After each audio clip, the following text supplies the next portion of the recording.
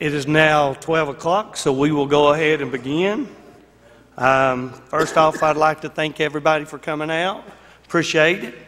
Commissioners, this is the third Education Committee meeting since we've taken office. Appreciate you showing up. And before we set the agenda, it has been requested that, because of order, that I change the order and go ahead and let the Director of Schools speak first. Now, I don't see him here yet, but I hear he's on his way. So before we set the agenda, I'm going to go ahead and do that, and we're going to assume that he will be here. So with that, what I'm going to do is I'm going to move Mr. Britt to the top of our reports list.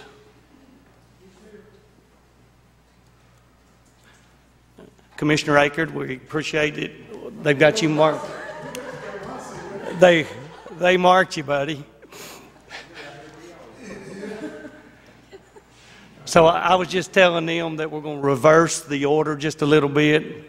The rules say the chairman has that right, so we're going to let, when we get into our business, we're going to let Mr. Britt go first, Mike. Just say yes. Okay.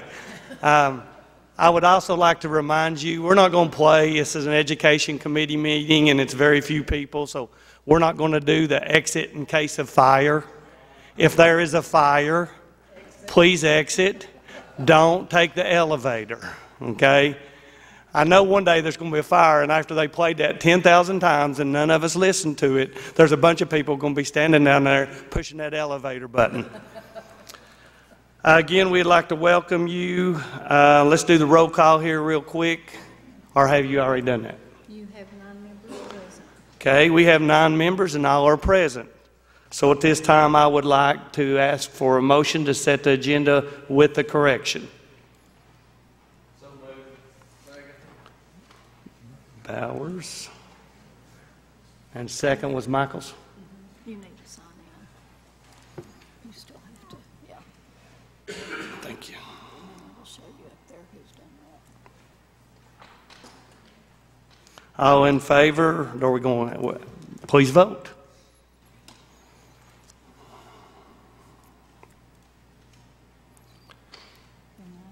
We have 9 yeses, so we've set the agenda with the change. Next, I'd like a motion on the approval of the minutes.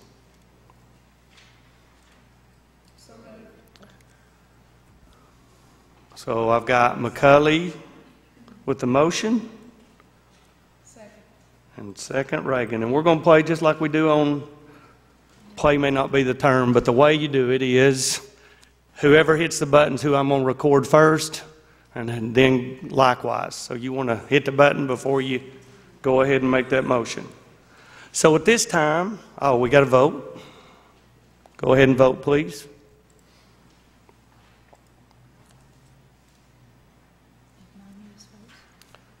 So we have 9 yes votes, so the minutes are approved. At this time, we will take input from the public. And if you have input, if you'll come up here, tell us who you are, and we're going to ask you to sign in. Okay, thank you. So our correction or our change to our agenda was to go ahead and let Mr. Britt speak first. So Mr. Britt, if you'll come on and make your report, please.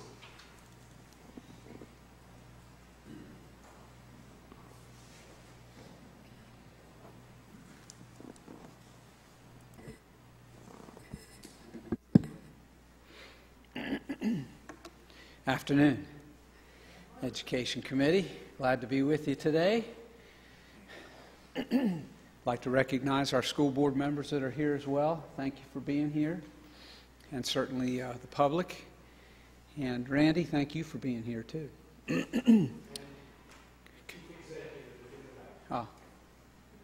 Ed, I'm sorry. Didn't mean to overlook you. I came in this way. Glad that our mayor's with us as well today. Absolutely. So just to make sure that you're aware that I've got about 7 slides here to show you, and this is regarding the high school renovation project that we've been talking about for quite some time now. We've shared the scope of work with you. Just to update you, one of the things that was called into question was the moisture intrusion and the solutions around the potential solutions. So we have contracted with another independent water intrusion expert out of Atlanta.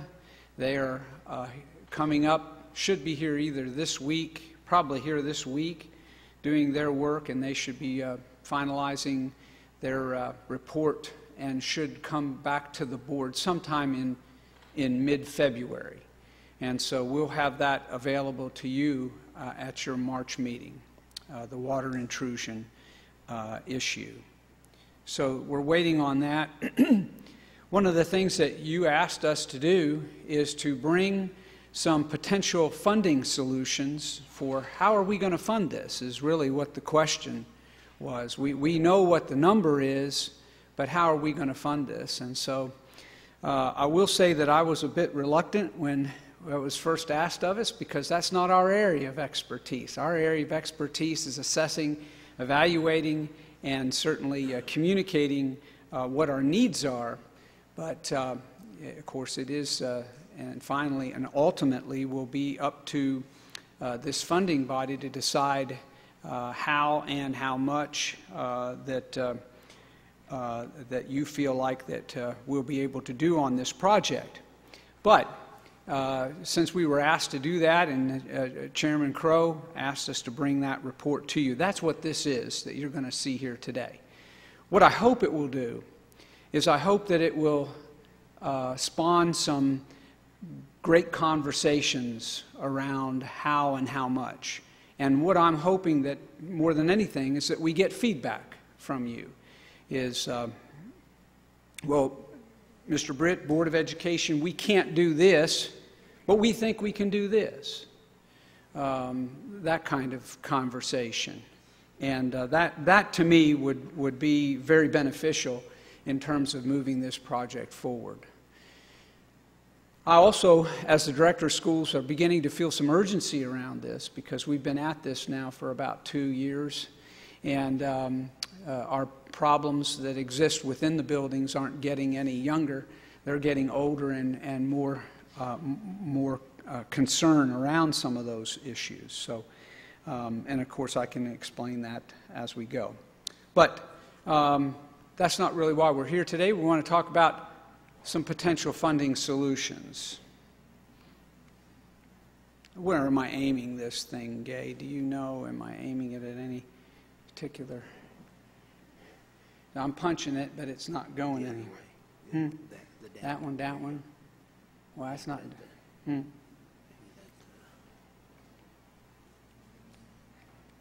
Well, how about this? If I just push the little button. How about that one? Oh, there it goes. Yeah. Okay, got it now. What would you use? Use the down button. Okay. The next slide. I got it. I got it now. Okay. All right. So here's some exploring some possible funding solutions for renovations. And here I've got about 5 options that we can take a look at. Option 1 is an exclusive. It is exclusive to 177.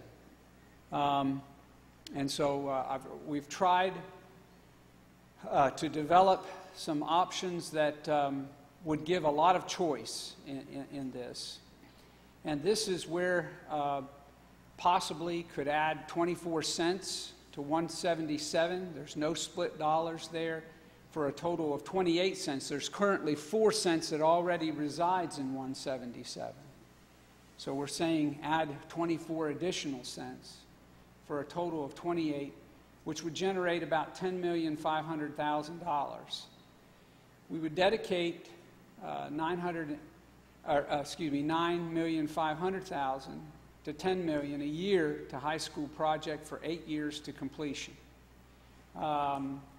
we would dedicate the remainder, $500,000 to $1 million a year, to ongoing capital improvements as we are doing currently. We have several major projects that are coming up that will have to have ongoing attention, need attention right now. So we can't just solely use 177 completely for the high school renovation and ignore some of the capital improvements that we have in our school system.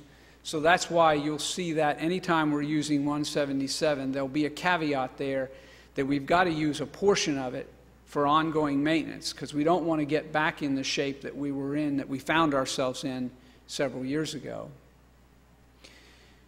The school board would dedicate $5 million of fund balance above 3% for startup funds. This would create about $15 million to begin the project in year one. Let me also say this, is that the school board has not approved any of this yet, so this is pending their approval. These are just proposals, their options, and their possibilities, so I want to make that clear. Upon the completion of the project, after 8 years, the high schools will be fully renovated and ready for the next 40 years to serve our students. Let me also explain this, is that does not exclude the fact that in over 40 years that there's going to have to be roof replacement, HVAC replacement, other things will have to be done at the high school in order that they're maintained well so that we don't end up in the shape that we're in.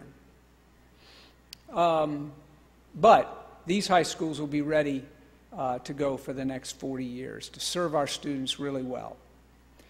County will have no debt incurred as a result of this major renovation project, so we'll pay for this with cash over an 8-year period. At the end of the project, the county will have pennies available to move from 177 to other general county departments, avoiding a future tax increase, or in the position of making a tax cut possibly. We just don't know those things because that's out in the future, but I lend it out there that you probably don't need, after the project is over, you don't need a full 28 cents in that. So that's a total investment of about $85 million over 8 years. That's option one. Option two. You'll see in the next several options that there's a combination of things going on here where we partially use 177 and we partially use borrowing some money in debt service. So this one would be where you would add 16 cents to 177 for a total of 20 cents. It would generate $7.5 million in total. We would dedicate at least $7 million a year for the high school project over 3 years, dedicate the remainder, $500,000, for capital improvements at the 19 other schools that we have. Not all 19, but certainly for our priority items that are on our capital improvement list. We would borrow $15 million. That would require to issue a bond for $25.4 million due to split dollars. We would complete one high school for a total of $36 million over a 3-year period. The school board would dedicate $5 million to begin addressing issues at the other high school while the first high school is being dealt with this money. So that's part one of this option. Part two would be beginning in 2022, we would dedicate, again, continue to dedicate that $7 million out of 177 for the second high school project over 3 years. We would borrow $23 million there. This would be an issue bond of $39 million due to split dollars to complete the other high school by 2026, 2027. Again, this would be a total investment of $85 million.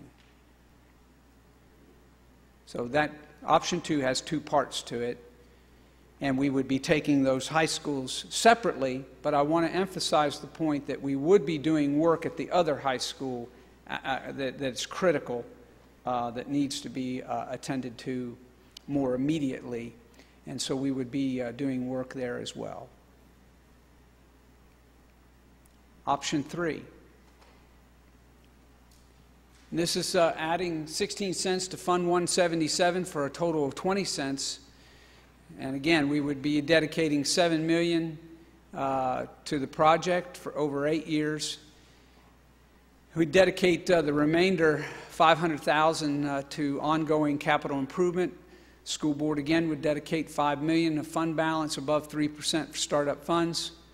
We'd need to borrow $24 million in bonds, which would be, we'd have to service $40,700,000 for split dollars in new debt to complete the project in 8 years. This option would include 5 pennies into debt service. Upon completion of the project after 8 years, the high schools will be renovated, ready for the next 40.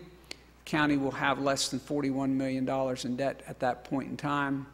The end of the project, the county would have pennies, of course, to move out of 177 for other needs as you would see appropriate.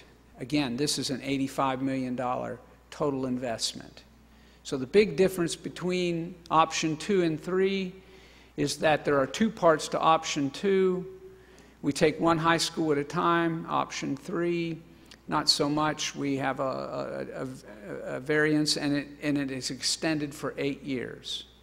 Option 2 is, I think, a better option than option 3, because option 2 gets you completed within about 6 years, and that's going to be a more cost-effective approach than stretching it out over 8 years. But a very similar option 3 to 2. Option 4 is to add 12 cents to 177 for a total of 16. That'll generate around $6 million. We dedicate $500,000 a year, about $500,000, a little more than $500,000 to the high school project over 8 years. Dedicate the remainder we would dedicate $5,500,000 for the high school project for 8 years, and then dedicate the remainder, $500,000, to ongoing capital improvements at our other schools. The school board would dedicate, again, $5 million fund balance above 3% for startup funds. We need to borrow $36 million in bonds, which would service up to $61 million of split dollars in new debt to complete the project in 8 years. This option includes adding about 7 to 8 pennies to debt service. Upon completion of this project, after 8 years, the high schools will be renovated. The county will have less than $61 million of new debts to service.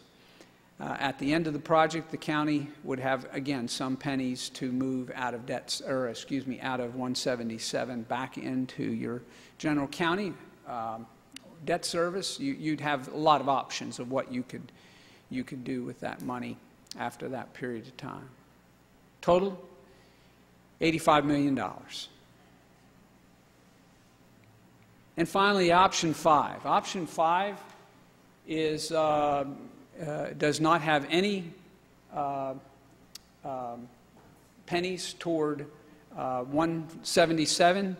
It is a completely, it is a debt-laden option, but I wanted to present this as well as a possibility that we would borrow $36 million. We'd have to issue a $61 million for split dollars to complete one high school over a 3-year period. The school board would dedicate $5 million to beginning issues at the other high school while the first high school is being taken care of in the renovation project.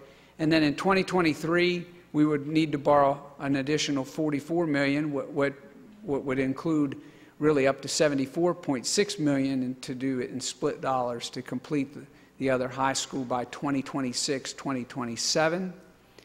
And that would be a total investment of $85 million to renovate the 2 high schools there. That's a lot of debt. Note, please, that the value that we're using, the value of the penny in these options is estimated at $376,000 per penny, and that is for all the options. That's what we're using right now. Of course, that would change over that 8-year period as well. You all know that. And so, but we felt like that we to give us some basis, some foundational point for conversation. That's what we would use as we go through this. Now, there's no concrete here. That's just some possibilities. We throw those out there and ask for your feedback. Certainly there's a lot of ways that this body, this Board of Commissioners, could choose to go about funding the high school renovation. And these are just some options. So I'll just open it up there at this point in time.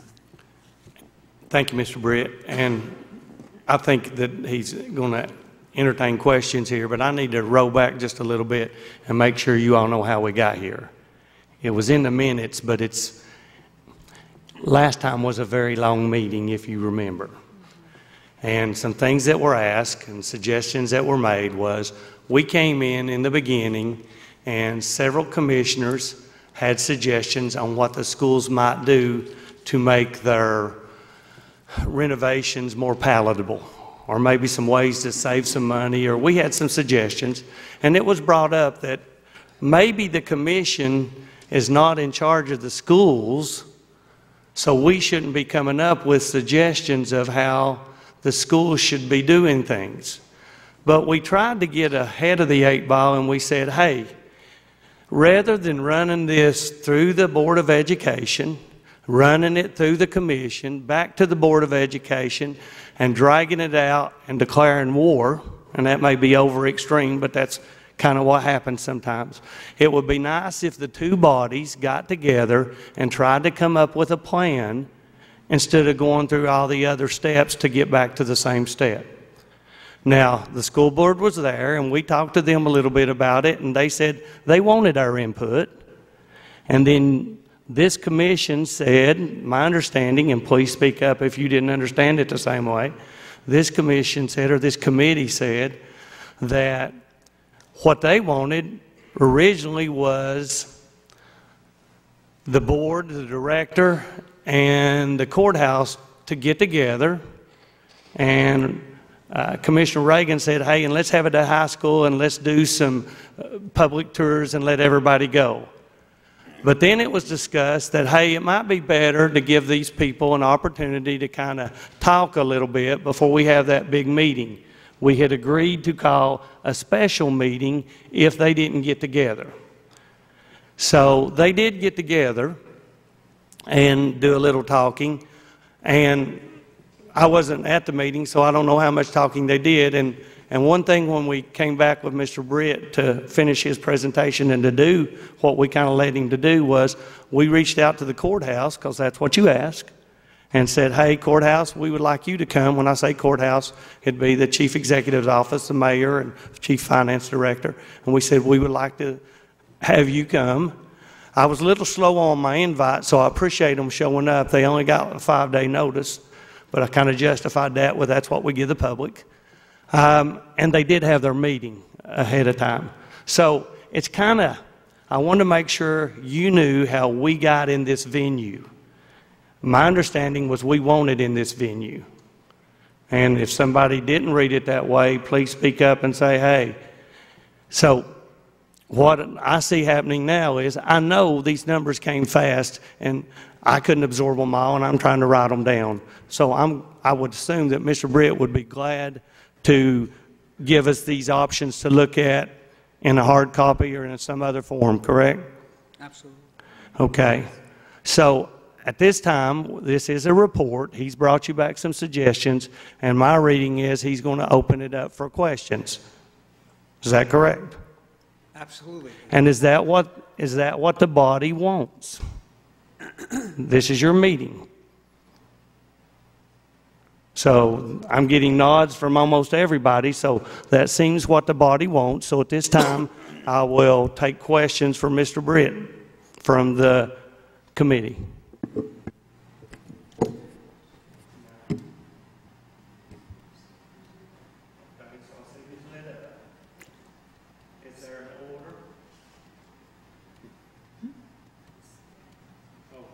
Let Don Reagan go first. Commissioner Reagan. Don Reagan never speaks. Mr. Britt, Yes, ma'am. would you please explain to the committee what it means by split dollars? Yes, ma'am. Anytime that we borrow money, we have to give Maryville and Alcoa a portion of that money, and that's apportioned by ADM, average daily membership. So the students that reside currently going to Maryville City, they generate so many of those dollars, Alcoa respectively. And so you can think of somewhere around a 60-40 split, excuse me, a 60 for Blount County, a 30 and a 10 respectively for Maryville and Alcoa. So you can't just borrow, let's say, $40 million to do a project when you talk about the schools. You have to split dollars. So if you need 40, you've really got to probably get somewhere in that neighborhood of about, what, $65 million in order to do a $40 million project, because you've got to split that money among the two municipalities, school systems. We also have split dollars in our operational expenses as well. So that also is occurring. Does that answer your question? Yeah. Yeah. I knew you knew, but I think you wanted me to answer. But does anyone have any other questions about split dollars? So what we're saying is, if we split these dollars off, then the citizens of Maryville and Alcoa would be paying their taxes and paying the bill. And do you not think that if we take one of those options, 1 through 4, that we'll not end up in a lawsuit? Well, that's a possibility, Mr. Stinnett. I don't know. I wasn't asked to consider lawsuits or legal issues. That's not what I was asked to do. I was asked to bring options here. Obviously, if one was selected over the other, then at that point in time, I think that both of our bodies, the board and the Board of Commissioners, would be wise to get that in front of their attorneys and to hash that out and get an opinion from the state and make sure that that money can be appropriately allocated for the purpose of renovation. Chair recognizes Mr. McCulley. Mr. McCulley, the reason we let him cut you was because his was directly related to the split dollars. Okay, makes no difference. On your options there, especially, we'll start with number 1. You adding 24 cents to Fund 177. Do you have any recommendation how we're going to get 24 cents? Is this coming from a tax increase, or is it coming from the current budget? I do not. That's a question that I think is better answered by Randy Vineyard or our mayor. I don't have any idea where the 24 cents comes from. That's something that the Board of Commissioners need to decide. You know, probably a tax increase, but that's not up for me to decide. Floor, did Mr. McCulley go ahead? I'm sorry. Pardon me? Go ahead. I'm sorry. I'm finished. 24 cents probably be where he'll probably come from a tax increase. And we're going to go right down the line, and then we'll come back and start again. I want to talk about that. All right. Commissioner Michaels? I think he's first. He mentioned Randy Vineyard. Can Mr. Vineyard maybe respond to what we just... Yes. Mr. Vineyard, would you all like to have any input on this? Or the mayor?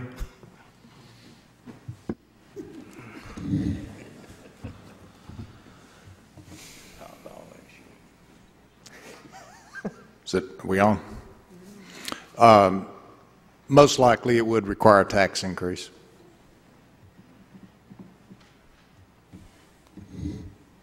Just for the record, I said that as well.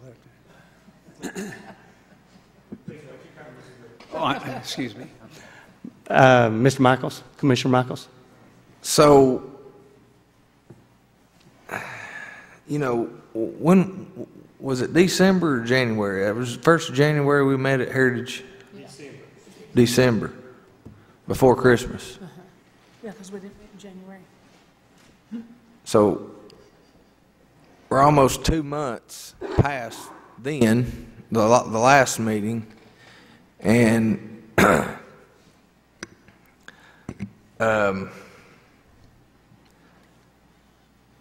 so what was the meeting about between the county executives and Mr. Britt? What ended up stemming from that meeting? Because Question for Mr. Britt, is it for the chair? no, I asked Mr. Britt what ended up stemming from that, and he can maybe defer to the county executives if they want to. Yeah, I'd be glad to defer to the mayor.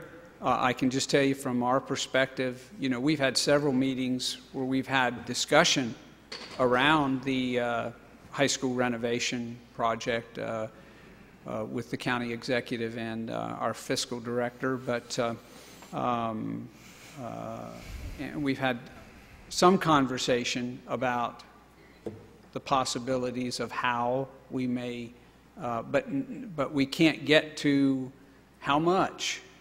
And that's really where the rubber meets the road, because the thing that the board cannot direct our architect to go make drawings and to produce construction documents that we can take to bid until we know how much money that we have committed to spend. You know this. So that's where we are at this point in time. Okay, so I don't know what the last month and a half we've been waiting on, other than I appreciate the time that you've, you know, obviously thought about these options and put them together. That helps on a level of, you know, looking at, you know, these plans that's been talked about.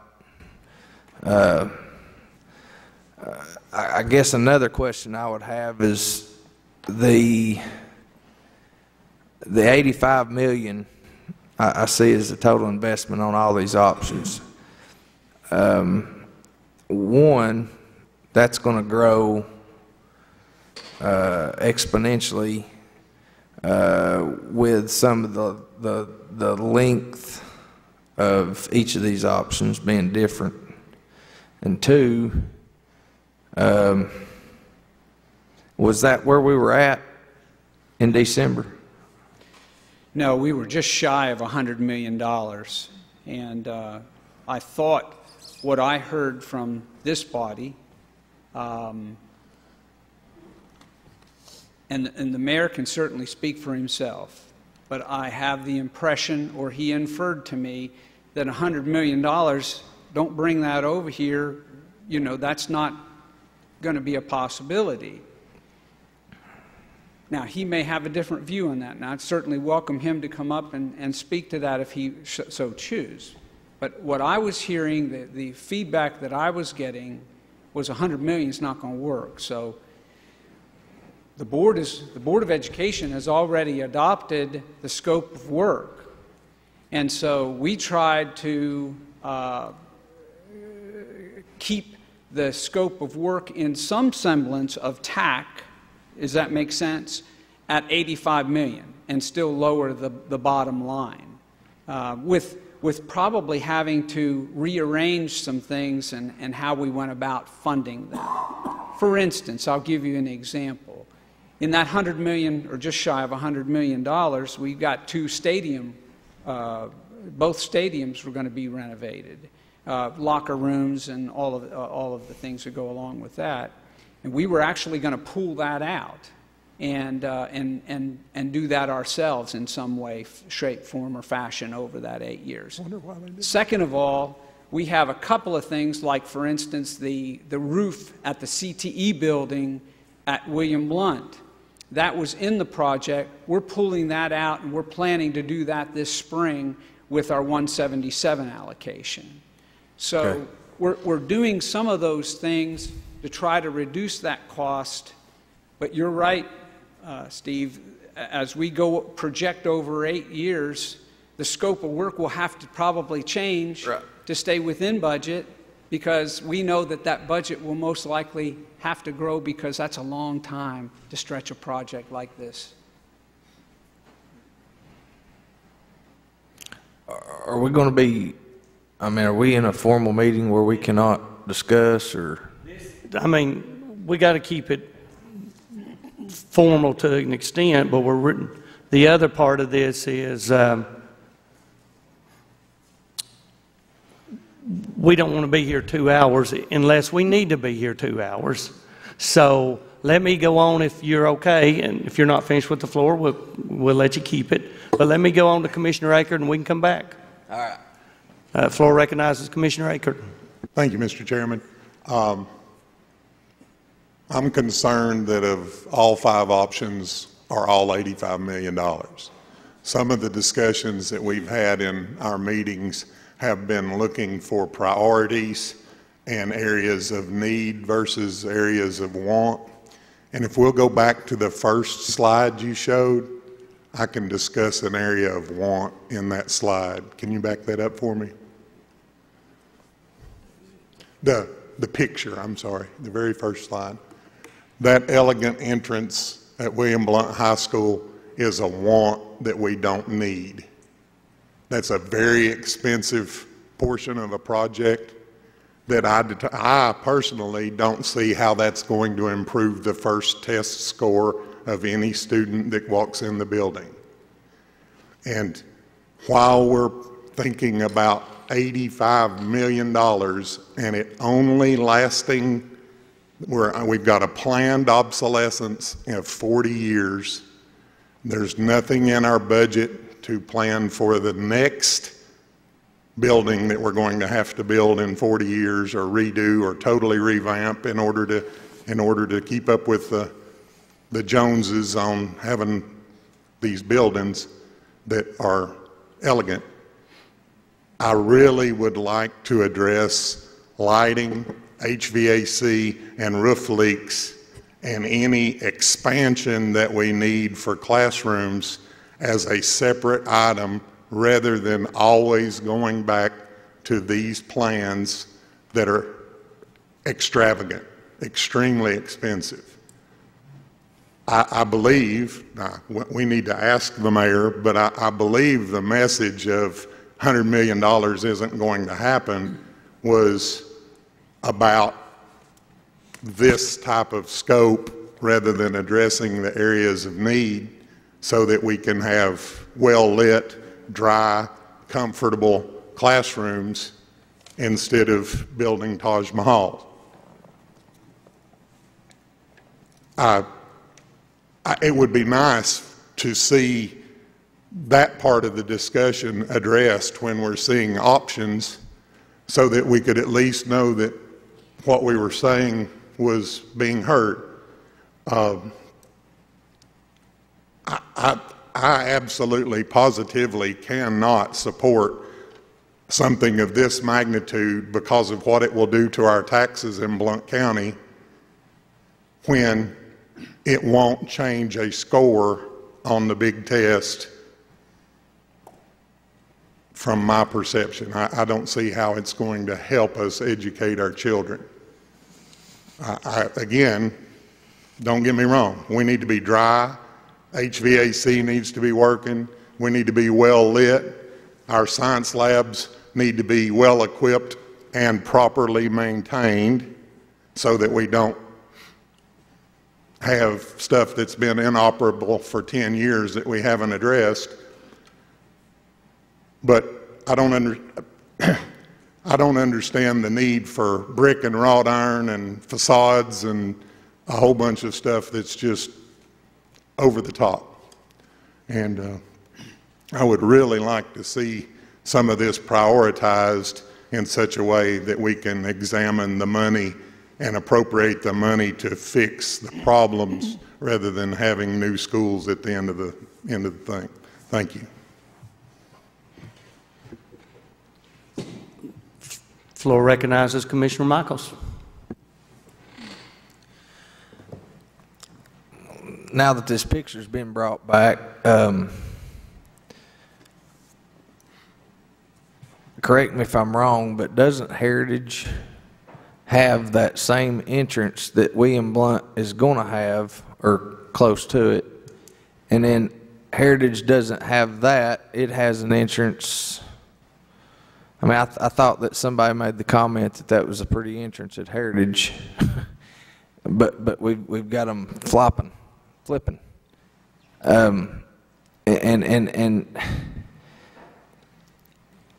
What is this alternative that's not back from Atlanta, or that they're still working on? That's strictly on water intrusion. As you remember, the water intrusion expert that we had wrote a rather lengthy report. By the way, if you're suffering from insomnia, this will be the cure. Okay, you really need to read that thing. But anyway, what his solution was primarily to tear off all the brick and to bring that brick out 6 inches from the building, put a 2 inches of insulation, and allow a 4-inch air gap between the brick and the block, and to put new brick up on each building.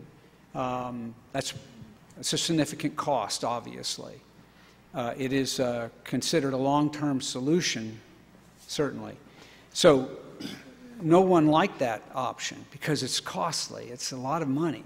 And so we were advised and asked to get a second opinion, and that's what we've done. And so now we're waiting on that report to be written and to give us hopefully some options. I don't know what they'll be. He may say exactly what the first person said. I don't know. But I've learned a lot about brick and through this process, and a lot that I did not know. Well, I'm just going to say a few more things, and then I'm going to be done, because we're like a hamster in a wheel here. When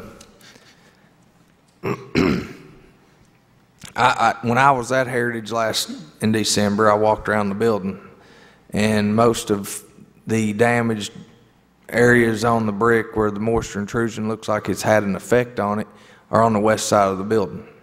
The other sides facing the other directions, I mean, I'm not saying that they're not damaged here and there, but it's not anything that couldn't be repaired.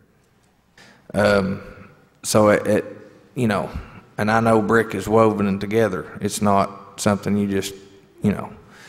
So understanding that, I feel like that could be maybe, you know, spot repaired. Maybe. I'm not an engineer, but I still don't see that we gained any ground in the past 6 weeks or 8 weeks. I'm very frustrated from a standpoint of where we're at, and I'm not frustrated at you. I'm frustrated for you, because you know, I want to see something to where we can start, you know, fixing these schools. But I have to agree, and I'm not speaking for anybody. I don't know that it was 100 million or 85 million. I don't know how many million there. It was kind of implied that we don't have, but I think that was the purpose of me trying to get some people on the same page, to where, you know, whether there has to be a you know, a compilation of some of the education board and some of the Board of Commissioners Education Committee and you, and, you know, some other executives that can say, you know, and have long meetings, sit down, talk, whatever needs to be done to come to the same page. That's all I have. Thank you. Floor recognizes Commissioner Lawhorn. Could you tell me what your current fund balance is, and also what is your current maintenance budget? How much you budget for maintenance every year?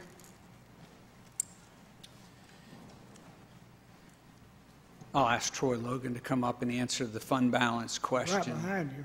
Yeah, he's going to come up and The fund balance at June 30, 2018 that closed last year was just a hair total under 10 million, with about 7.8 million of that unreserved, undesignated. So I don't know exactly yet what it will be at June 30, 2019. But off the cuff, an estimate, it will be more than 10 million, but I don't know how much more than that. In terms of total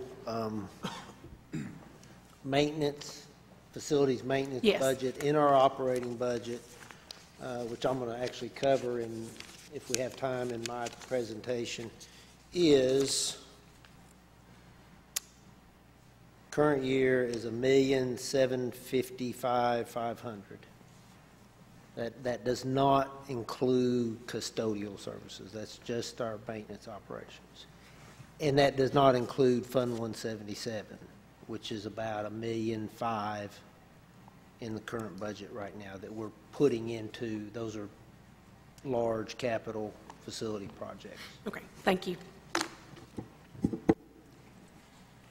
Floor recognizes Commissioner Bowers. Thank you, Mr. Chairman. I don't know if this is a question for Mr. Brett or Randy or Troy, but would using Fund 177 exclusively save all taxpayers, city and county taxpayers, money in the long run? Just using 177 exclusively. well, I'll have to defer to Randy and Troy on that question. In my mind, I think it does, but it depends on your perspective. Right. You know, you're going to have some people that are going to adamantly say, absolutely not, it does not. And I understand their perspective, and I hope they would respect my perspective. Yeah, and I'd like to hear the different viewpoints, to be honest. So you requesting Financial Director, Mr. Vineyard, to answer that? Or did I hear that or not? Either one. Okay, of them. Troy's here. Both of them. I didn't see that exchange. Go ahead. You want to hear both of them? Sure. Okay. Yeah.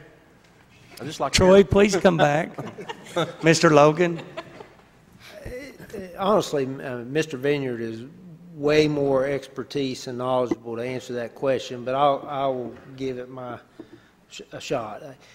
If you're comparing that to issuing debt and funding that through debt service, yes, you have a huge amount of savings using a vehicle that does not require split dollars. So you can fund $50 million via cash versus funding $75 million.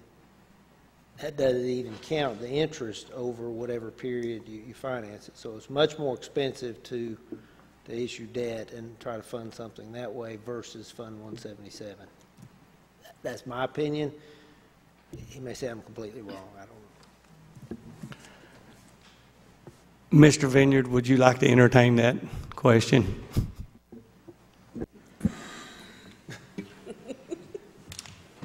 That is a fair assessment, but one thing everyone needs to be mindful of when we talk about debt, that has to be done in the context of what we already have borrowed.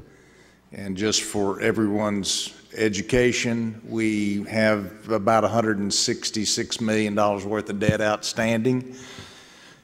We do not see any significant reduction in annual debt service until 2029.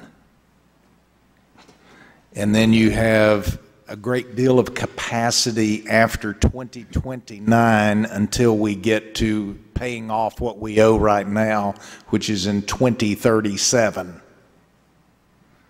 And that's because in the past, debt was issued and it had balloons, or it was back-end loaded, as we sometimes refer to it. So the illustrations that you've seen as options have most likely, and that's the way I would do it, is show you what it would be if you used level amortization of whatever you're going to borrow. And just for part of the comments about $100 million not going to fly, I've talked to the overwhelming majority of you, and I can't count to 11 to borrow $100 million for anything, in fairness.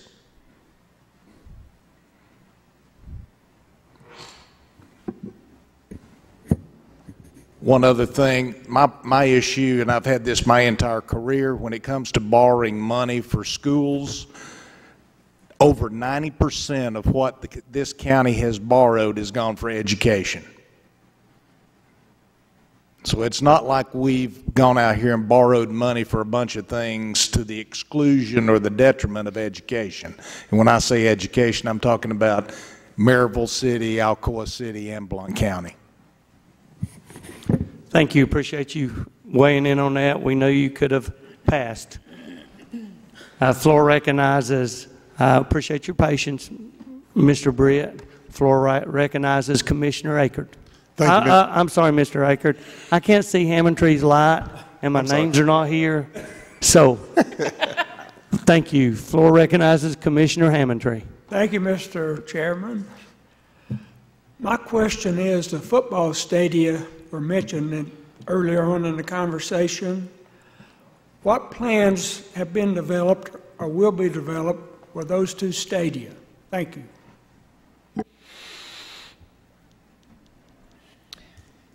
It is primarily underneath the stadium where there would be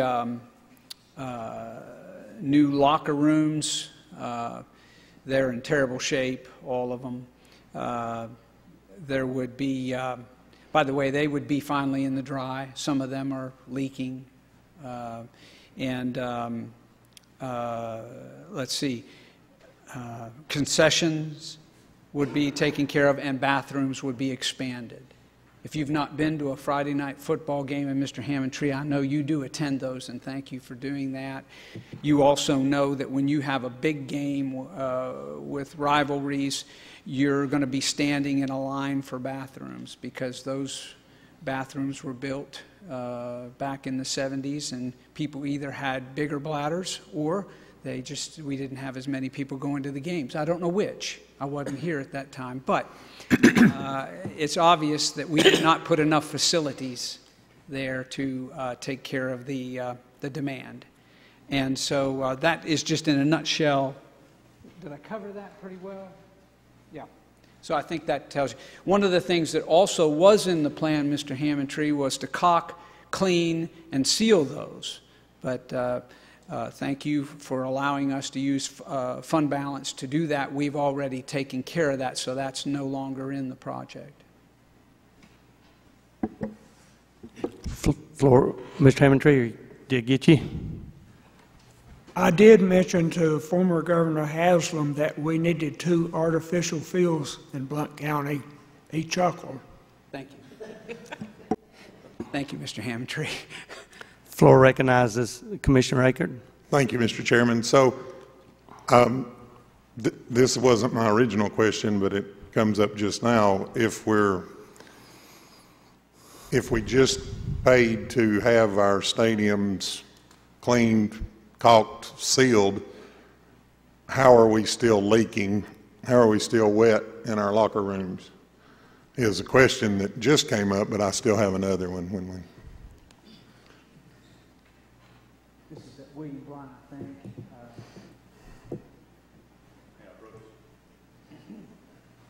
Please do. Mr. Britt's referring to. Yes, I'm sorry. I should have said that. I'm deferring this to our architect, Bill Steverson. Okay, thank you. If you're familiar with the stadiums, the way they're built basically is a concrete superstructure with concrete planks that go across, and it's completely open above the existing locker rooms, bathrooms, and all that. So any rain that comes in, those buildings are susceptible to getting, have roofs on them because they are susceptible to getting wet in the rain. So that would lead to the leaking in those rooms. It was my understanding when we approved those funds that we were trying to address the water problems in the stadiums with that fund approval. I believe when we did the tour, we were shown the water problem in the dressing rooms. I was just under the impression at that time that we were addressing that problem with that big amount of money that we appropriated for pressure washing, caulking, sealing the concrete.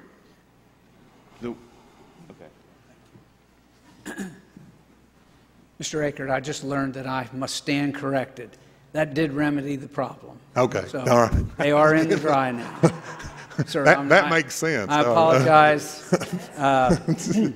Sometimes in the course of long periods of time, my memory fails me, and so that is a good example of that. Sorry. So my other question was going back to the split dollars situation. I understand that appears as if it will cost us, the county taxpayers, less money, but it was mentioned previously that there's probably a pretty good chance that there'll be lawsuits involved from the city school systems not getting what they think is fair for their tax dollars. Since we have both city schools and county schools in my district, I'm kind of concerned about that. Everybody will be paying taxes for this project, and the city schools are probably not going to be real happy if we take a path that sends us down the road where they don't get a chunk of that money themselves, which has been mentioned, but the costs of such lawsuits might be significant. I don't know. I don't pretend to know how much that would cost, but I am concerned about it. Thank you. Let me make sure no more lights. Yeah, one more. One more light. Commissioner Bowers. These figures that you presented, Mr. Britt, are based on, you said $376,000 per penny? Yes, sir. This might be a question for Randy. Is how much has the value of the penny increased in the last 4 years? When we last voted a new tax rate based on the value of the penny?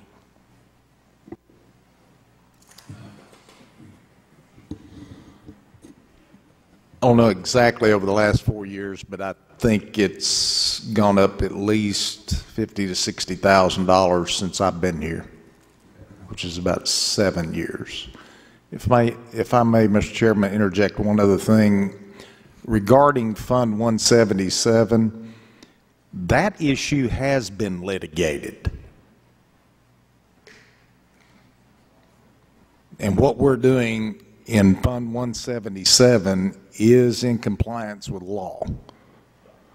Now, for illustration purposes, the options that have been considered have made no distinction as to what money's going to be spent on existing structures versus what would be new construction and additions to each campus.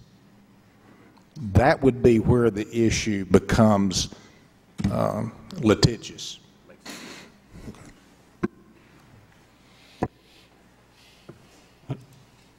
So my read is, I see no lights. Speak now or forever hold your peace, or until next meeting. Again, Mr. Britt, before I give you a chance to say anything before you're done there, is, first off, this is tough. I always challenge my students, if they can think of anything in the whole wide world that's worth having that doesn't take work, then I will pay them. We have an artificial cash fund called Crow Cash. I will pay them $100 Crow Cash, because I can't think of anything that's worth having that somebody hasn't had to work for. So this is painful. I appreciate the director of schools being willing to stand up here and take these questions, because anytime you speak in public, you're taking a terrible risk. I appreciate the executive office showing up and commenting. Appreciate the school board. Appreciate, you all chose to be here, but I appreciate you fulfilling your obligation. I just wanted to remind you, and I will tell you this too before I let him close out. One of the good things about getting to be the chairman, this issue of Fund 177, I'm extremely passionate about. We know, we've met and talked about it before, and so I won't address that from the chair because it's inappropriate. But I do feel like, since this is an informational session, when our finance director says 90% of the debt that this county owes is educational, it needs to be reminded, and a big portion of that, 40%, belongs to the cities. And most people hear those figures and they say, oh, the county's overspending. That 40% of that 90%, and again, I'm a social studies teacher, and the executive finance director may want to correct if I'm giving you the wrong figures, but a big percent of that educational money borrowed has went to the cities for things that they felt like they needed. And I'll stop there because I'm about to step out of my chairman role. I will let you follow if I'm incorrect. Am I incorrect? Okay, so Mr. Britt, this is your chance to close, and we appreciate your report. Thank you, Mr. Chairman. I would also like to echo your sentiments. I'd like to thank the mayor for being here, and Randy, and for Randy being able to give us some guidance and comment. I'd like to thank my school board for being here today, and I certainly would like to thank you for being here and listening and considering the possibilities. Now, I do want to say that I think for this project to move forward successfully, this has to be a give and take. This has to be a volleyball match or a tennis match where we're volleying back and forth and talking and continuing the conversation.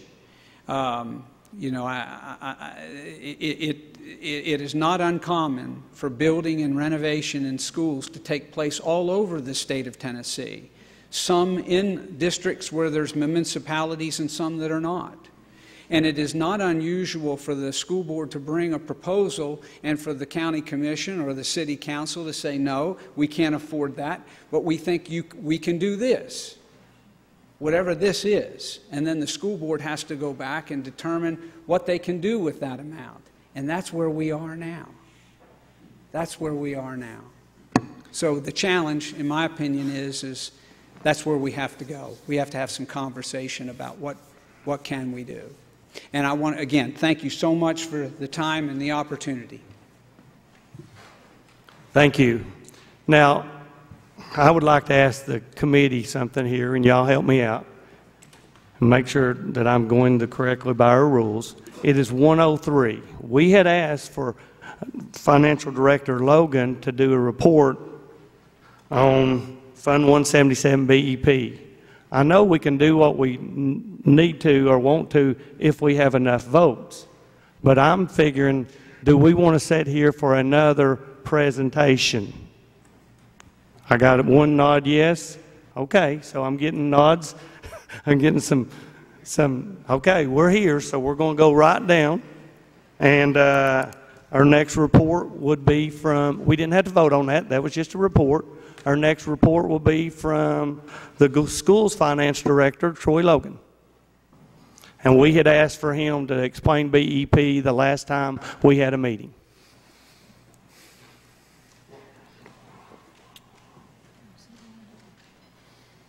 Just want to add one thing. I will, by the end of today, put Mr. Britt's presentation on our website along with my presentation and some other documents that you can easily get to. Or I can email you the link, whatever you'd like. But I'll have that done by the end of today, and so all of this will be out there for your review.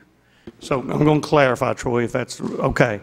So he said he is going to put the slideshow that he does today on their website, and if you want it, you can ask him and he will email it to you. Is that what you said? That's correct. It'll be put under, if you go to Blount K-12, under Board of Ed, Budget and Finance, Board of Ed, Budget and Finance. My presentation and some related documents are all there. I will add Mr. Britt's 7 slides, and I'll put it there, and then you can link to it. Okay. All right. Can I get an email listserv, or I don't have your email addresses, so, okay. All right. I'll do that by the end of the day, Mr. Aker.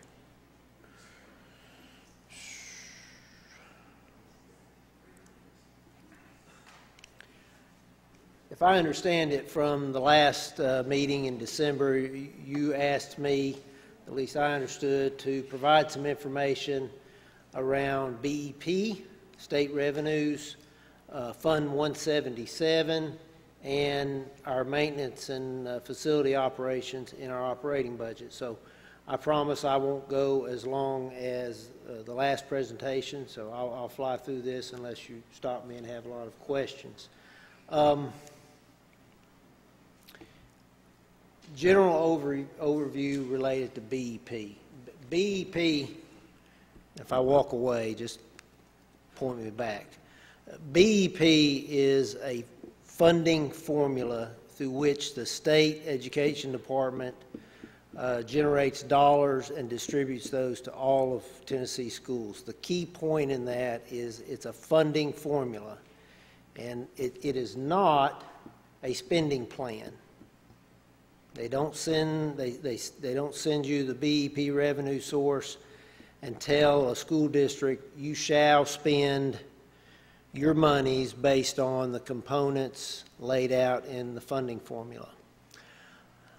It's primarily based on student enrollment, average daily membership. That's the primary driver for almost everything within the components of BEP. There are 45 different components. 4 major categories of those components include instruction, benefits, classrooms, and non-classrooms.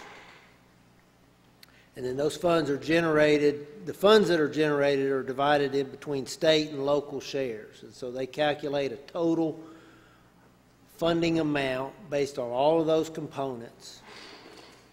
And then they say, based on your fiscal capacity in Blount County, which is different for every county, the state's going to fund X% of that total.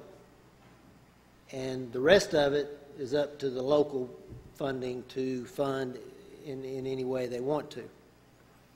And again, BEP does not prescribe levels of spending. Let me go back and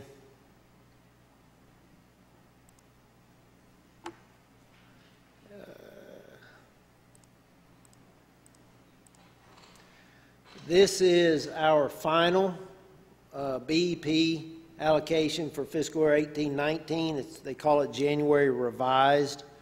We got a small revision in January for what they call a mid-year insurance adjustment. And that $48 million is the actual revenue that we're going to get in this fiscal year. And what I had budgeted was $48,050,000. So I overestimated by $50,000 in that line item. I thought the mid-year adjustment would be a little more than what it actually was. But I'm not going to go through the whole thing, but this is how the component pages work. There's about 5 pages of it. For example, instructional salary component, regular teachers K-3. The state says we're going to give you, for every 3,063 K-3 ADM, we're going to give you 20 positions. And so we earn 153 K through 3 teacher positions. I know this is boring, but, and you get down to the total for the instructional components. You've got art, music, PE, librarians, school counselors, principals, assistant principals, and the total 693 instructional positions that we earned, and I'll come back to that number in just a minute, and the state gives us $47,150 per position, but then they only fund 67.67% of that for Blount County. So that's how we get our funding based on those 45 components throughout this document. That's just an example. On that county, Blount County Schools website, those website resources, there are links there. You can go to the 2018-19 BEP Blue Book, which is a 7 or 8 page summary of how those components work. And then there's a 93-page handbook for computation on every component in the BEP formula. And I don't know anyone in the state who is completely familiar, competent, and could explain the entire BEP funding formula. But that, if you wanted to learn about it and you're looking for something to fall asleep with, that would be it. Just to give you some ballpark numbers from where we are on BEP. Again, $48 million is our current year budget. That's 53% of our total revenues. And I want to, that little Excel table there shows you that from 0809, from the purple, highlighted purple up to fiscal year 18-19, our annual growth has averaged 1.13% in BEP revenue, which is not a lot. You can see the dollars. We even had a decline in 12-13, and the percent increases from year to year. Prior to that, from 2000-2001 in the green through 08-09, which was right up to the recession, we were seeing very large increases in dollars and percent. It averaged almost 5.5% growth on an annual basis for that period of time. And again, what's happened is 2 things in Blount County. The recession in 08-09 followed almost directly with, since 08-09, a decline in our student enrollment, consistent from that, since that date, which has averaged about 100 per year. And remember, BEP is based on student enrollment, heavily driven.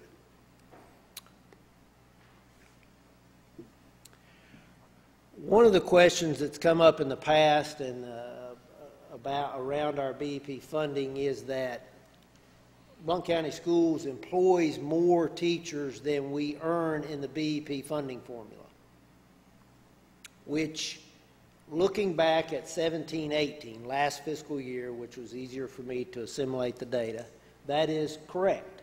We had BEP funded 692 positions. I think I showed you a minute ago it was 693, so I've transposed by 1. We actually had 827 of those instructional positions last fiscal year. So we were over by 135, which was 19.51% over the funded positions. And I've got a ranking. If you look at all 141 school districts in the state, We ranked 27th lowest out of 141 as a percent over what was funded, that's on the positive side.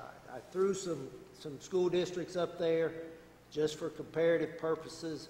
A couple of districts that are very similar to our size, Putnam and Tipton, actually were a little bit better than us. And then the counties below, you can see Bradley, Maryville. Maryville was 22.6% over the BEP formula, all the way down to Anderson County, which was almost 40% over the BEP funding.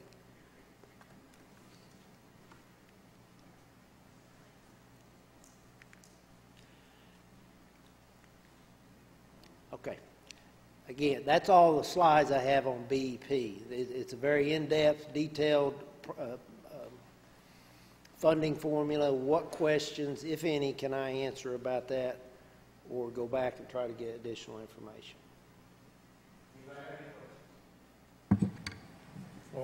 Floor recognizes Commissioner Stinnett.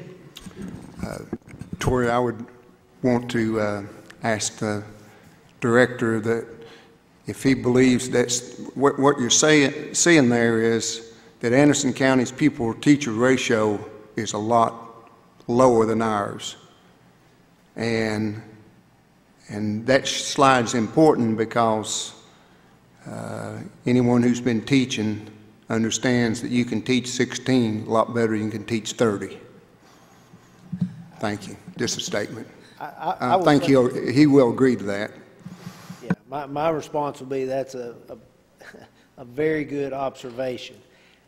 Unfortunately, I can't tell you how they have those actual positions distributed. I don't know if they're heavy in the principal, assistant principal area versus guidance versus regular classroom teachers. So it very well may be that those districts have a lower class size teacher ratio, as you might assume based on that data. It's a good observation, but I can't tell you that for certain.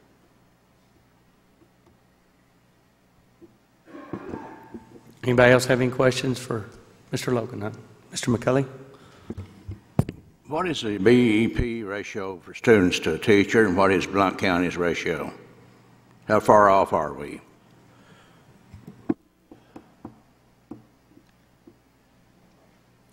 All right, I'm gonna give it a go with I think David Merle. He left. He could tell you what our actual ratios were back in October when we needed to measure it. The state requirement ratios, and some of you may be able to help me with this, is K3 is 20 to 1. The average at a particular school in K3 has to be 20.5 or less, with no class more than 25 students. In grades 4 through 6, the average for those grades at a particular school has to be less than 25.5, with no class with more than 30 students. No one class more than 30. In grades 7 through 12, the average must be 30.5 or less, with no one class size more than 35 students. And if it's a CTE class, a career technical education class, or formerly vocational, their numbers are actually a little different, and I think a little less. Their class sizes have to be smaller. Is it 25? Okay, 1625. What our actual ratios were, I cannot tell you off the top of my head unless there's somebody here that could do that. Obviously, we're less than that because we have to be below that.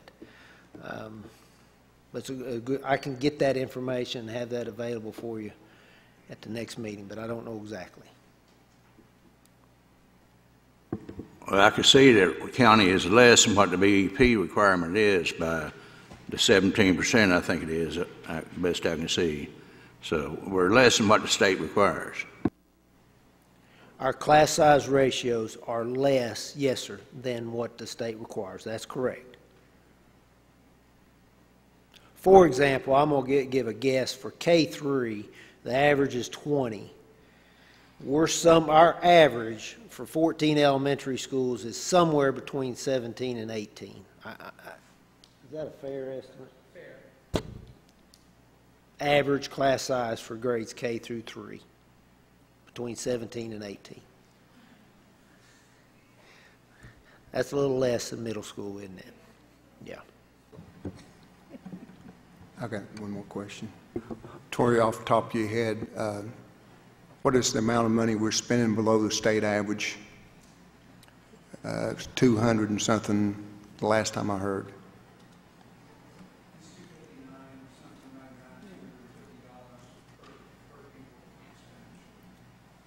Did you get that?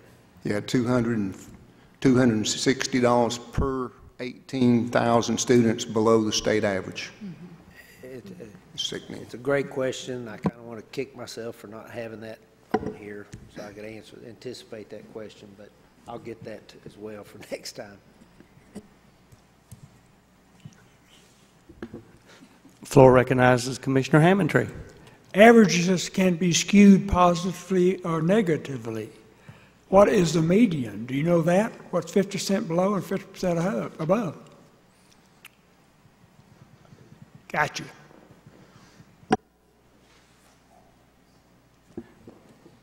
He asked what was the median, but I don't know the median of what. The expenditure. That's what we were talking about, wasn't it? Expenditure median? No. Per kid? The median, what do 50% of the schools above get, and what do 50% students below get?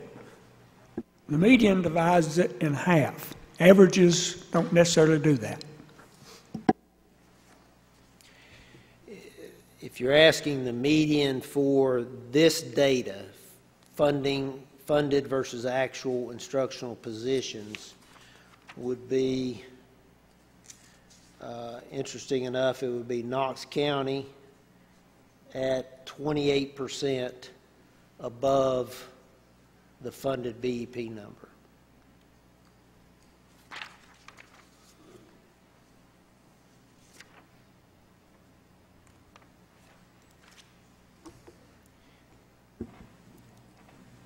Would you like me to? Any other questions? Okay. Fund 177, I only have 2 or 3 slides here to show you.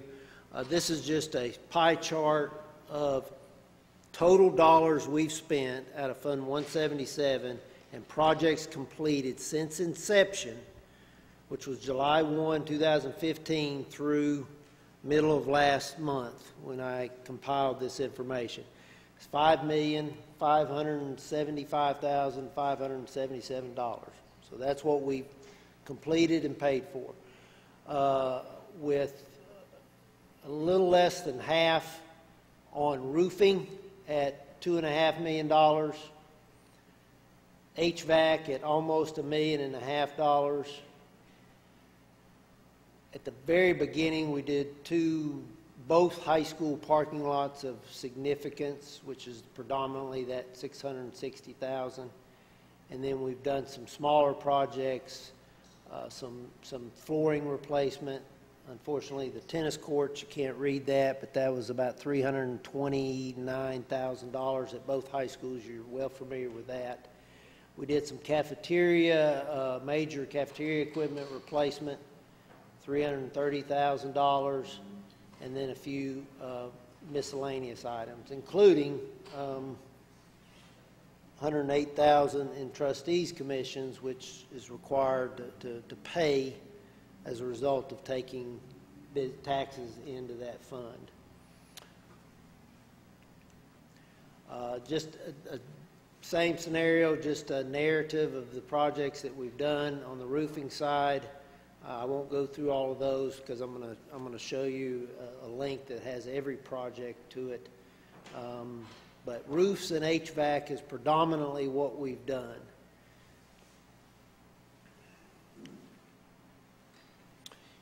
Let me just go to one.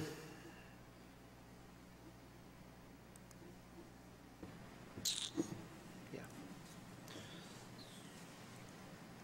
On the link,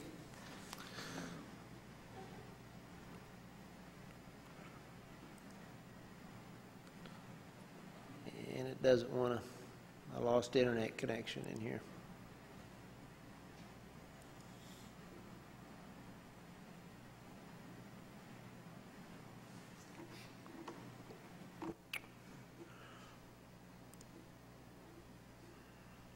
Okay. That link that says 177 completed project lists every spend, every project, and every dollar that we paid on that project by year. So it's very small, but you can see everything that ties back to that $5.5 million.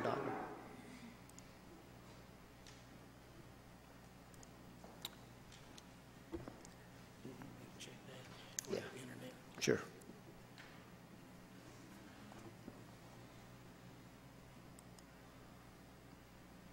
Lost it, didn't I? Well, no.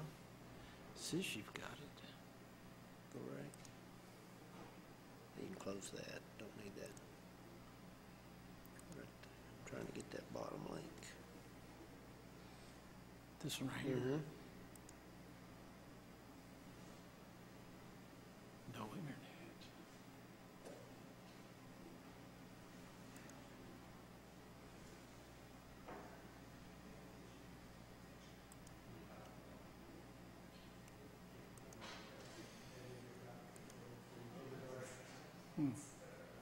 All right, disconnect and reconnect. Or just do it that way.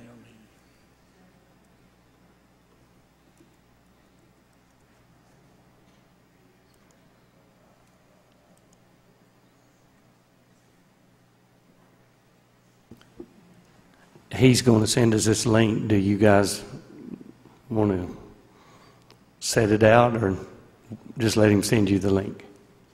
Yeah, just real. We're there. That's what it looks like. It lists every project by year, and I would just ask you to ignore the 1920 column for budget. I'm just working on that right now. Okay? All right. Thank you, Troy. Any other questions for Troy? Mr. Logan, I'm sorry. I got one more. My bad. All right. And I'm not sure, well, doesn't matter. The next few slides are around our operating budget and what we spend in maintenance and facilities. Mr. Lawhorn asked me earlier, what do we spend, or what is our budget for maintenance operations? This little table shows you 3-year actual costs broken down between payroll and operating. We spent $1.7 million in 15-16, $1.8 million 16-17, $1.8 million last year. Probably going to be about $1.8 million this year. Went back, interesting enough, to look at our maintenance costs per ADM or per student from 16-17. That's the most recent data that I could get from the state. We spent $187 that year per student, which was 81st out of 144 districts in the state. So we had 80 districts spent more money than we did per student on maintenance. The state average that year was $225. We've got 2.3 million under roof square footage, and that excludes the central maintenance department over at, I don't know what they call that. That's where the highway department is as well. And we got 23 buildings. A couple of things real quick. Historical growth in our maintenance budget. If you look back 15 years to 03-04, we've seen an average annual growth of 1.88% since that time. Salaries have grown annually at 2%, payroll taxes 2%, health insurance 4%. Non-salary operating costs have only grown at 1.3%. So that's if you look back 15 years. If you only look back 10 years, which goes back to 08-09, and that's a magic year, unfortunately. Since that time, we're almost spending the same amount of dollars we budgeted this year as we spent in 08-09. We've seen an annual 10-year average annual growth of less than 0.5%.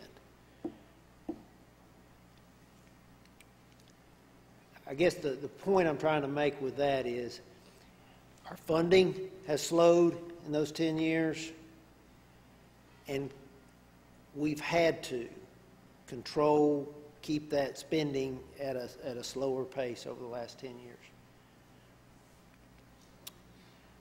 I thought I'd go ahead and share with you a little bit about personnel within maintenance. This is a breakdown by position or function with an average annual wages.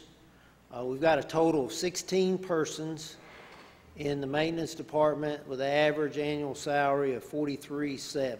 In 08-09, we had 17 persons with an average annual wage of $38,000.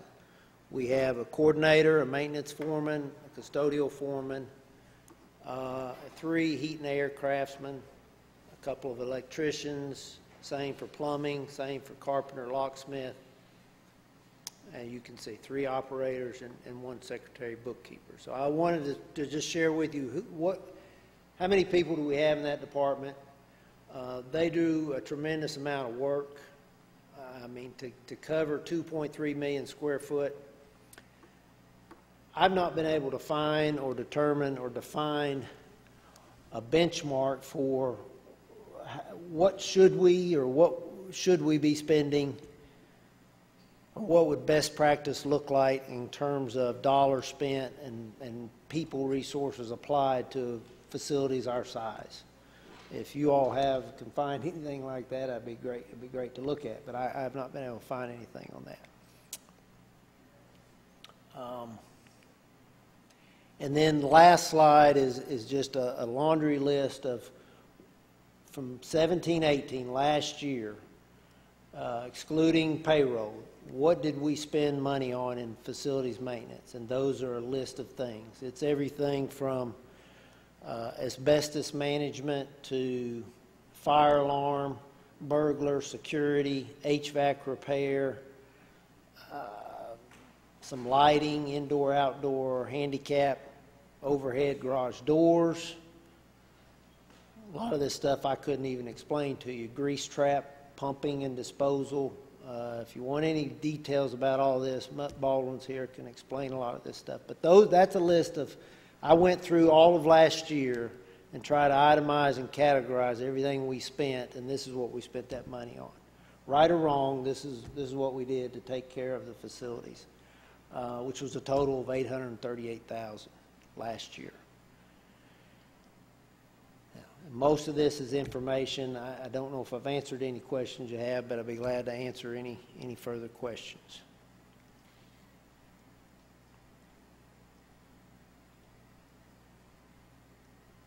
That's all. That's the last slide I have. And I apologize. If I'd worked that hard on those slides, they were some really good ones there. I would have wanted to make sure that I got my slides up there as well. Anybody on the committee have any questions for Mr. Logan?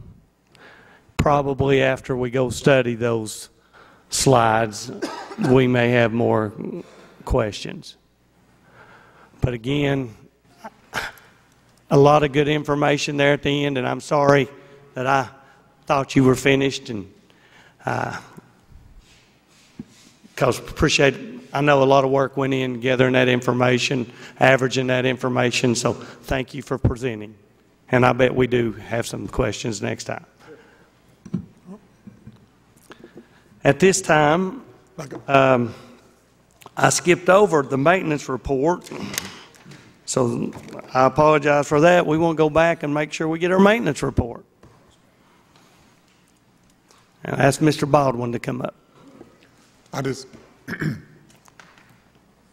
We came really close to not getting to see what he put a bunch of time in, and I really appreciate you doing that and presenting it to us. Thank you. No, you're welcome.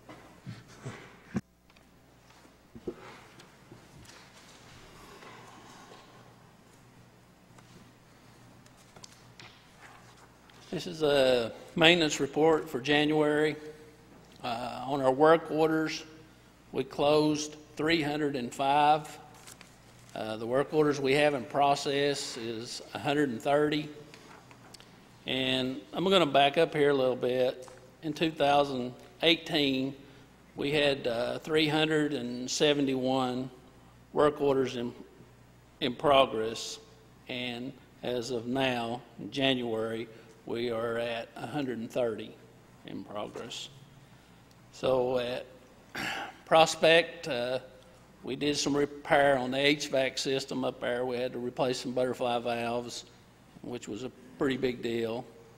And at Everett, we repaired the boiler and steam lines, which we had some problems with that. And at Porter, which is a very old boiler, we kind of patched on it. And at Eagleton Middle School, we installed 6 new heat and air units. All those units were 1.5 tons. And we want to say thanks to the Highway Department for plowing some snow and some salt treatment that they did at our schools, and we just thank Mr. Hedrick for kind of taking care of us for that. And that's all I got. Thank you. Any questions for maintenance? Appreciate it.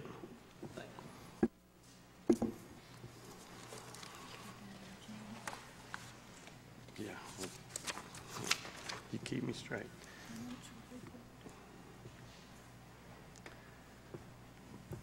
Mr. Logan, financial report, did.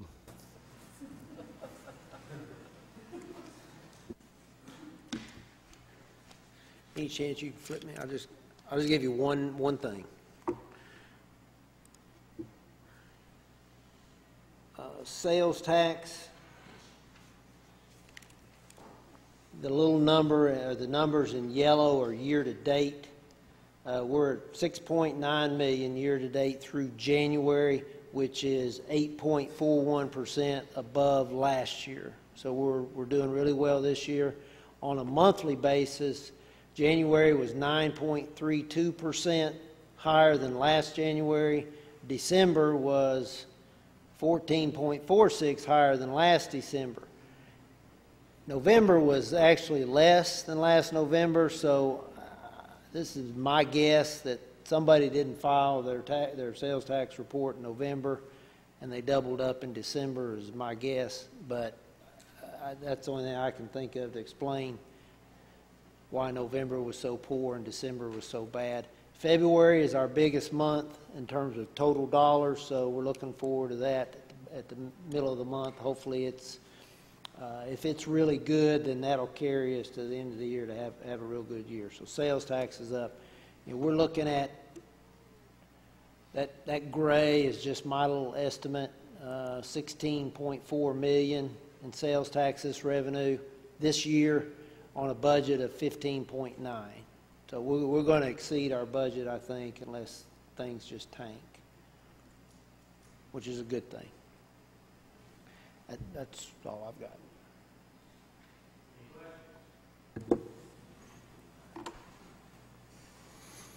Thank you again.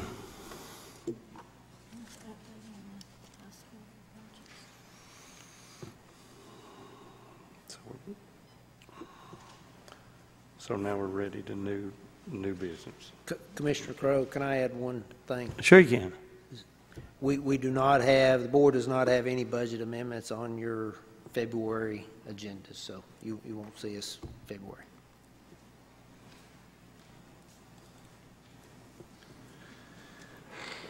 Going down our agenda, and we did move Mr. Britt to the beginning, but is there any more information we need on updates on high school renovations?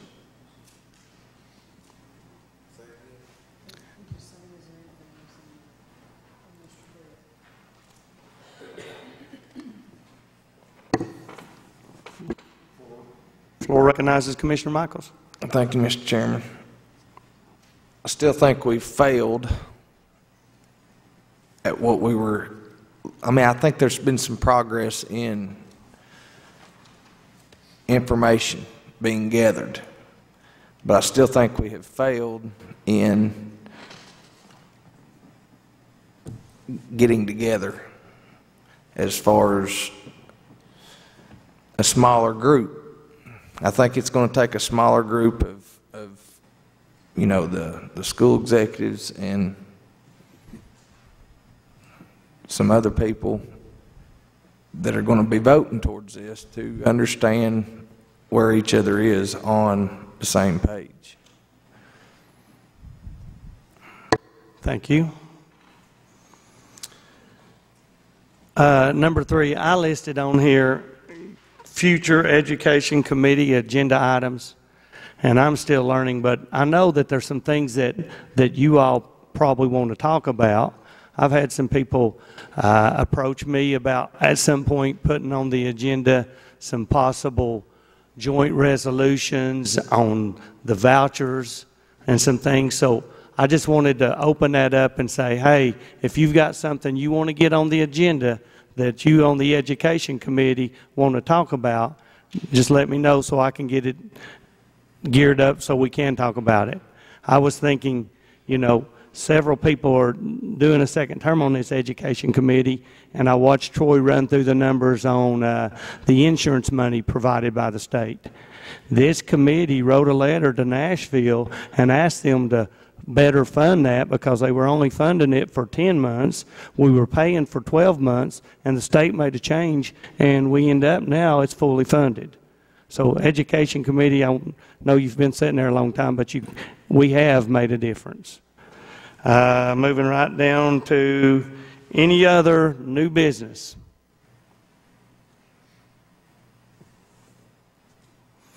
Okay, at this time we'll go ahead and set our next meeting.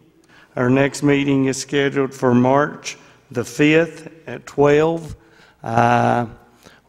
We usually visit schools. We've had the motion, or we've had the suggestion to go to Carpenter's Middle School, and unless somebody objects, okay, then our next one will be at Carpenter's Middle School. Hey, She probably will have to pay for that out of her pocket, and then she's going to come to me and ask for half. But that's a carpenter's lunch. Got to be careful about those lunchroom ladies. Hey, we got to get out of here. Let's public input. Anybody from the public want to put any input? Yes, sir. If you'll approach the mic and tell us your name, please. My name is Jason Fox. I live in Rockford, Tennessee. I'd like to say if you make any hand gestures or eye contact, don't look for me to look back because I'm legally blind. So just throw that out there. So I have 5 children. We moved to Rockford to get those 5 children into Blount County school systems.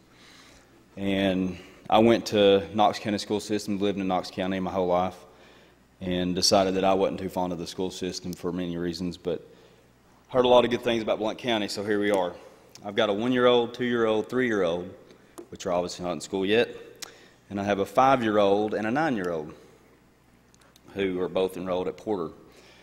Going over some of the stuff, sitting here listening that we went over, I want everybody to keep in mind that this is our future in Blount County, you know, the kids that are coming through school systems.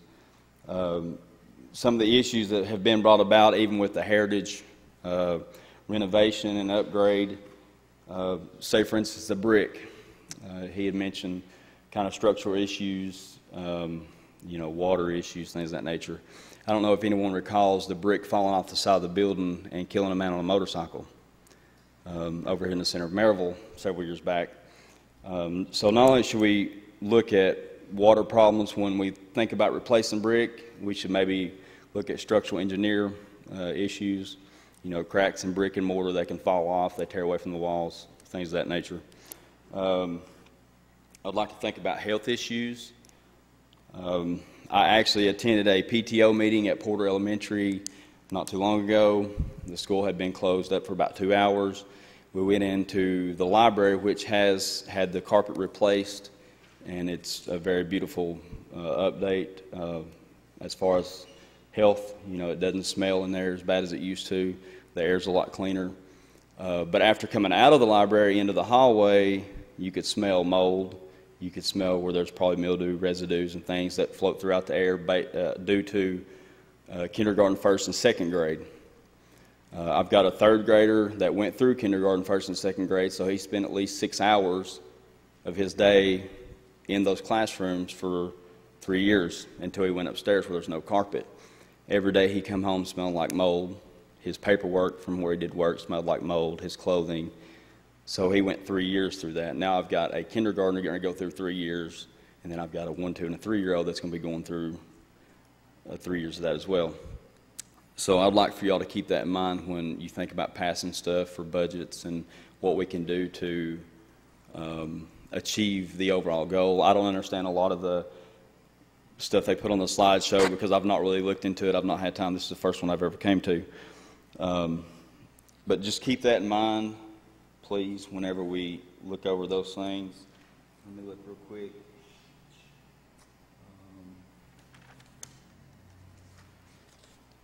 Some of the things, I think somebody brought up, like the